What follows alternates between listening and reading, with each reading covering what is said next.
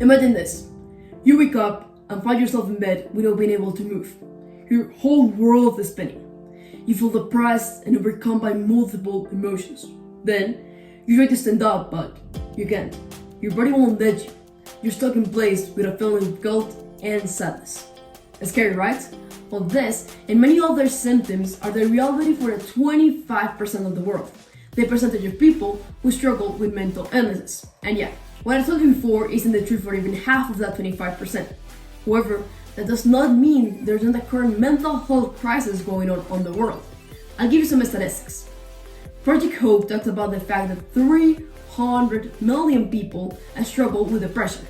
That, if it's left untreated, can lead to suicide, an action that claims about 800,000 lives every year. That's about one life every 40 seconds. Also, 1 out of 5 kids and teenagers struggle with mental illnesses. But that's not the worst of all. Out of that 25%, 2/3 do not receive the proper care they need. The reason? Lack of possibilities, lack of health professionals, but also stigmas. The old stigmas go around the devices assigned to people who struggle with mental health. They're called crazy, they're called weak, incompetent, and even dangerous. But they're not the only guilty ones. Society has told us we have to act a certain way, and I'm sure everyone has heard or said once the phrase, boys don't cry. And yeah, these type of stereotypes are the reason many young men are emotionally stunned and unable to recognize their feelings and others.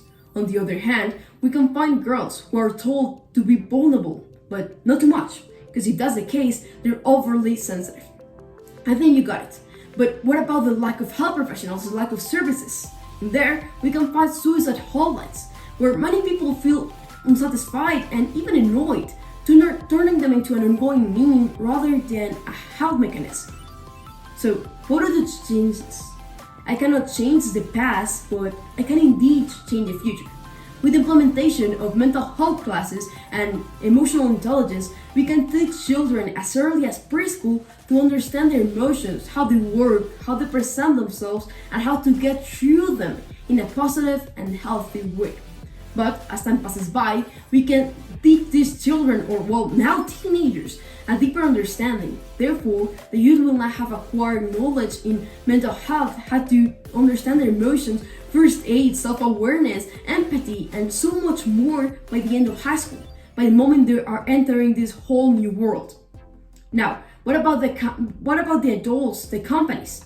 Companies can also implement this type of mandatory courses where, starting from basics, adults can now acquire knowledge in health awareness, as well as the possible routes. Among these possible routes, we can find hotlines where people can contact in 2 lines, emergencies and non-emergencies, where just people need help or they need someone to talk to.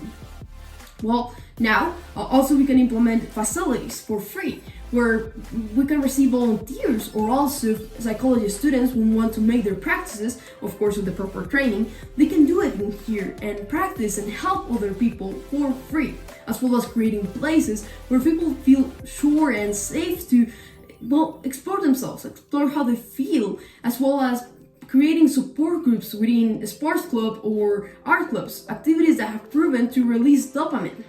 So, what do you say? Are you ready to change the statistics? Are you ready to change the world?